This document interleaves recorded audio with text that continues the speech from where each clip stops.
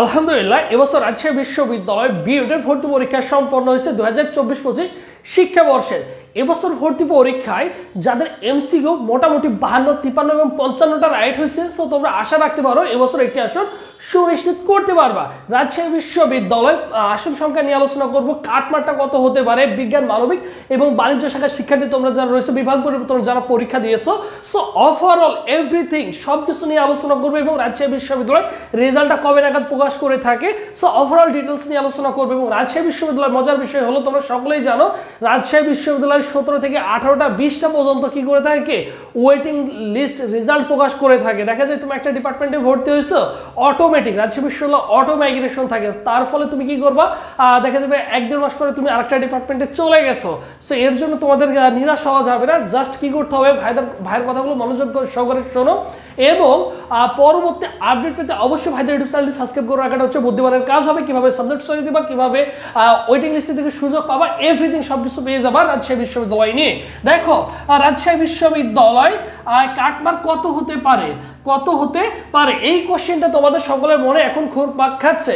ঠিক আছে, কাটমার্ক কত হতে পারে, বি ইউনিট। ঠিক আছে, কাটমার্ক কত, বি ইউনিট কাটমার্ক। এখন দেখো প্রথমত যদি চিন্তা করি মোট আবেদন হচ্ছে আমাদের, দেখো কত, 42,433 জন শিক্ষার্থী কি করে, অনলাইন আবেদন করে। এটা বিজ্ঞান, মানবিক, বাণিজ্য 3 বিভাগের শিক্ষার্থীরাই মিলে।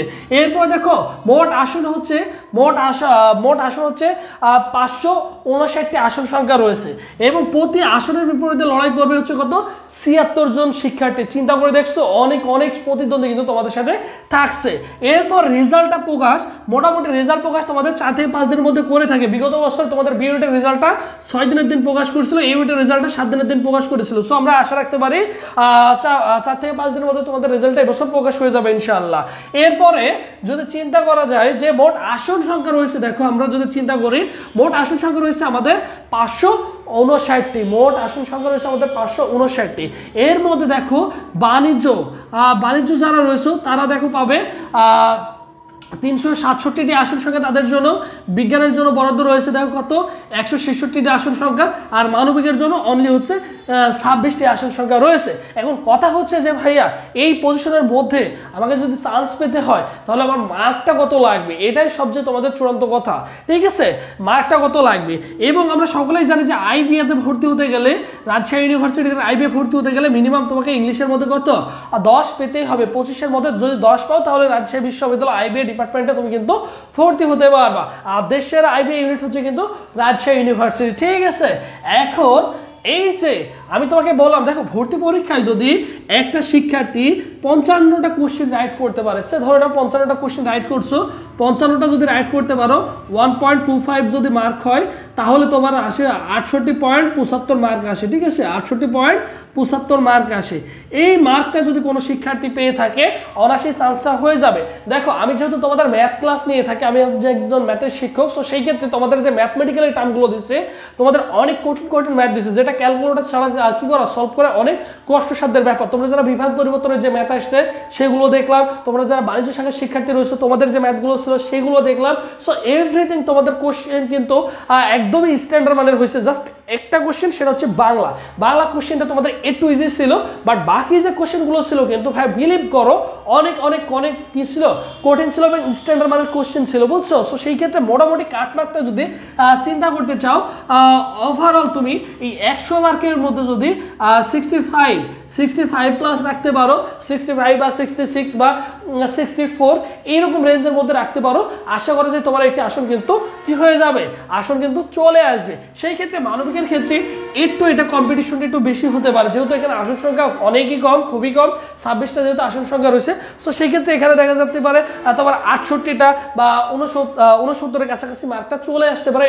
এবং এটা নিয়ে হতাশ হওয়া যাবে না, কারণ রাজশাহী বিশ্ববিদ্যালয় তুমি অবশ্যই সাবজেক্ট চয়েস দিয়ে রাখবা, তোমার সাবজেক্ট চয়েস অপশন আসবে, পাস করলে সাবজেক্ট চয়েস দিয়ে রাখবা, কারণ পরবর্তীতে অনেক শিক্ষার্থী ওয়েটিং লিস্টে থেকে সুযোগ পায়। এরপর আমাদের জিএসটি পরীক্ষা রয়েছে।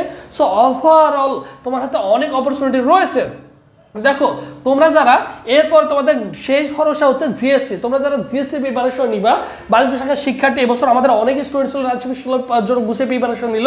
জিএসটি সিউটের জন্য স্পেশালি আমাদের একটা এক্সাম ব্যাচ আছে, চাইলে সেখানে ভর্তি হতে পারো। কোর্স ফি হচ্ছে অনলি কত, অনলি 217 টাকা। এই 217 টাকা দিয়ে আমাদের অনলাইন মডেল টেস্ট ব্যাচে ভর্তি হতে পারো। ভর্তি হওয়ার পরে 01727675241 এখানে প্রায় 70টার কাছাকাছি পরীক্ষা দিতে পারবে, সব মিলে 70-80টা পরীক্ষা দিতে পারবে, যা তোমার জন্য অত্যন্ত গুরুত্বপূর্ণ। প্রতিদিন তোমার মনে করো 2টা করে চ্যাপ্টারের উপরে পরীক্ষা থাকবে। আমাদের রুটিনটা এইভাবে সাজানো হয়েছে, প্রতিদিন 2টা করে চ্যাপ্টারের উপর পরীক্ষা থাকবে, এরপরে বাংলা ইংলিশ পরীক্ষা দিতে পারবা।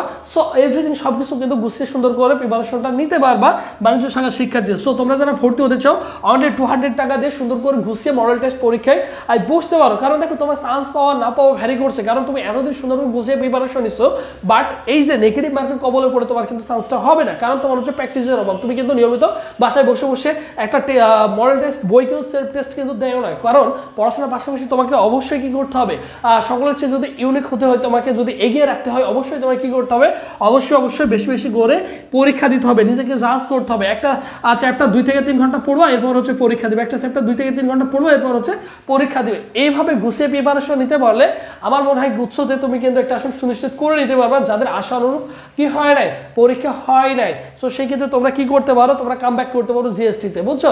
সো সবাই ভালো থাকো, সুস্থ থাকো।